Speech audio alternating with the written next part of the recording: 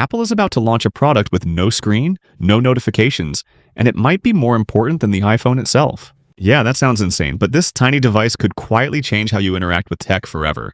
It's being called the Apple Ring. Now, here's where it gets interesting, because on paper, this sounds like the most boring Apple product ever. No display, no apps, nothing flashy, nothing that screams next big thing. And yet, if you look at what Apple has been building over the past few years, this starts to feel less like a gadget and more like a long-term strategy finally coming together. Hey guys, Lucifer here.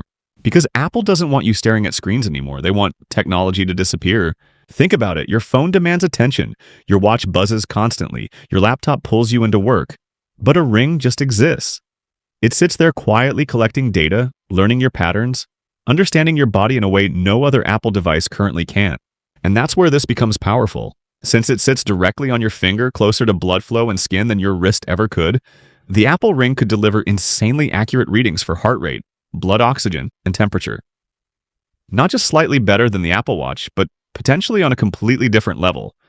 And because you're far less likely to take off a ring compared to a watch, it becomes perfect for continuous tracking, especially for sleep and recovery, which honestly is where most wearables still struggle. But all of that is just the surface. Here's the part no one is talking about enough, and this is where things start to feel a little crazy. There are early signals suggesting this ring might act as a gesture controller for your entire Apple ecosystem. No screen, no touch, just subtle finger movements. Imagine scrolling through your phone while it's still in your pocket, controlling music without even looking, or interacting with apps using nothing but tiny hand gestures that no one else even notices. And if that sounds futuristic, wait till you connect this to Apple Vision Pro. Because suddenly this ring isn't just a wearable anymore, it becomes a controller for spatial computing. No bulky hardware, no external controllers, just your hand and a ring translating your movements into actions. That's the kind of seamless interaction Apple has been chasing for years, and this could be their cleanest execution yet. Now pause for a second, because this is where most people underestimate what's happening. This ring is not here to replace the Apple Watch. If anything, Apple probably wants you to use both. The watch handles notifications and quick interactions, while the ring focuses on passive intelligence, health data, and invisible control. It's less about replacing something and more about adding a completely new layer to your digital life. And if the timing of these leaks is even remotely accurate, we could see this launch alongside the iPhone 18, possibly priced somewhere around $289 to $349, which is surprisingly accessible for something that could redefine an entire category. But here's the real question you should be asking, and this is where it gets controversial. Would you actually trust a ring to track your health 24/7 and control your devices without ever seeing what it's doing?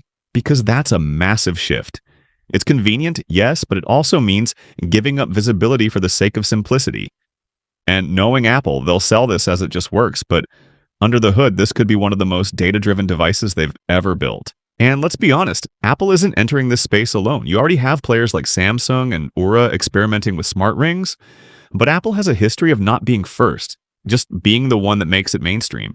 So if they get this right, this isn't just another product launch. This could be the moment where technology stops being something you look at and starts becoming something that quietly understands you.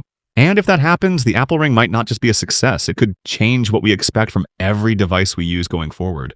But here's what I'm really curious about. If Apple does launch this, what would actually convince you to switch from something like Samsung or Oura to Apple's version? And more importantly, would you be comfortable using a device you almost never interact with directly? This is Guys Tech, and I will see you in the next one.